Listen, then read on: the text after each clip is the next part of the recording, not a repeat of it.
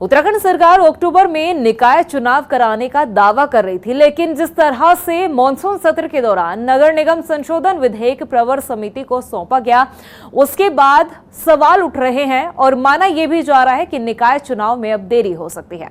ये रिपोर्ट देखिए। निकाय चुनाव में क्यों हो रही है देरी? आखिर चुनाव कराने में कहां आ रही है अड़चन? ओबीसी आरक्षण को लेकर क्यों नहीं हो रही स्थिति साफ? क्या सरकार की हीला हवाले की वजह से आ रही है रुकावट, या निकाय चुनाव में देरी की वजह कुछ और? उत्तराखंड में निकाय चुनाव में हो रही देरी को लेकर ये वो तमाम सवाल है जो न सिर्फ सियासी दलों के नेता बल्कि आम जनता भी सरकार से पूछ रही है कि आखिर निकाय चुनाव में देरी क्यों है। दरअसल विधानसभा के मॉनसून सत्र में नगर निगम संशोधन विधेयक प्रवर समिति को भेजे जाने के फैसले से अब माना जा रहा है कि निकाय चुनाव में फिर से देरी हो सकती है। हालांकि ये विधेयक प्रवर समिति को सौंपे जाने से पहले तक धामी सरकार 25 अक्टूबर तक निकाय चुनाव संपन्न कराने की बात कह रही थी। हाईकोर्ट में भी यही दावा किया गया था, लेकिन अब निकायों में ओबीसी आरक्षण का जो मामला है उसमें पेच फंसता हुआ नजर आ रहा है।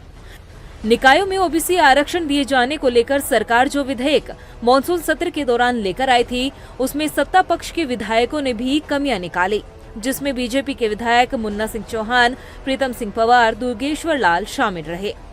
जिसके बाद विधानसभा अध्यक्ष ने नगर निगम संशोधन विधेयक प्रवर समिति को सौंप दिया। विधेयक को सदन में लाते हैं तो हम उसमें डिबेट करते हैं, चर्चा करते हैं। तो जब ये चर्चा के दौरान हमारे माननीय विधायकों ने उस पर अपना मंतव्य रखा, अपना सुझाव रखा, अपनी बात रखी, और निश्चित रूप से सदन इसी के लिए तो है, सदन में हेल्दी डिबेट होनी चाहिए, और वो हेल्दी डिबेट हुई। हमारे माननीय विधायकों ने अपना जो विषय वहाँ रखा और अंत में माननीय अध्यक्षा जी ने उस पर प्रवर समिति की घोषणा की। तो यही तो मैं कह सकता हूँ, लोकतंत्र में हम लोग जब हेल्दी डिबेट करते हैं तो निष्कर्ष की तरफ बढ़ते हैं ना। देखिए, विधेयक विधानसभा में आता है, उसकी चर्चा के बाद ही वो प्रवर समिति को जाता है। सदन के अंदर विधायकों ने चर्चा की और निश्चित रूप से किसी भी विधेयक को और अच्छा करने के लिए प्रवर समिति का प्रावधान रहता है। हमने उस दिशा में आगे बढ़े हैं। इसमें चुनाव टालने का विषय नहीं बनता है।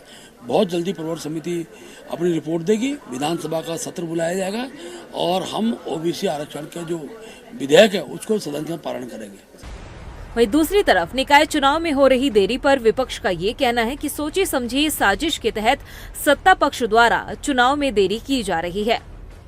सरकार जो है नगर निकाय के चुनाव से लगातार भागने का काम कर रही है, और समय पर चुनाव होते तो अब तक नगर निकाय के चुनाव जो है पूर्ण हो गए होते, लेकिन सरकार चुनाव नहीं कराना चाहती, इसलिए ये एक आडंबर है।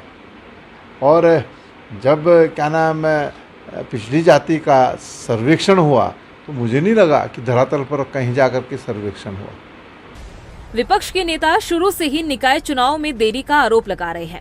ऐसे में सवाल सत्ता पक्ष पर भी खड़े होते हैं कि जब धामी कैबिनेट ने निकायों में ओबीसी आरक्षण में बदलाव को लेकर एक्ट और नियमावली में संशोधन के विधेयकों पर चर्चा की थी, तब कैबिनेट के मंत्रियों को इसमें कमियां नजर क्यों नहीं आई?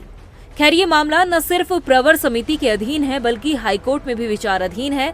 ऐसे में अब देखना ये होगा कि प्रवर समिति की रिपोर्ट आने के बाद चुनाव कराने में और कितना समय लगता है। रफ्तार मीडिया के लिए देहरादून से मनीष टंगवाल की रिपोर्ट।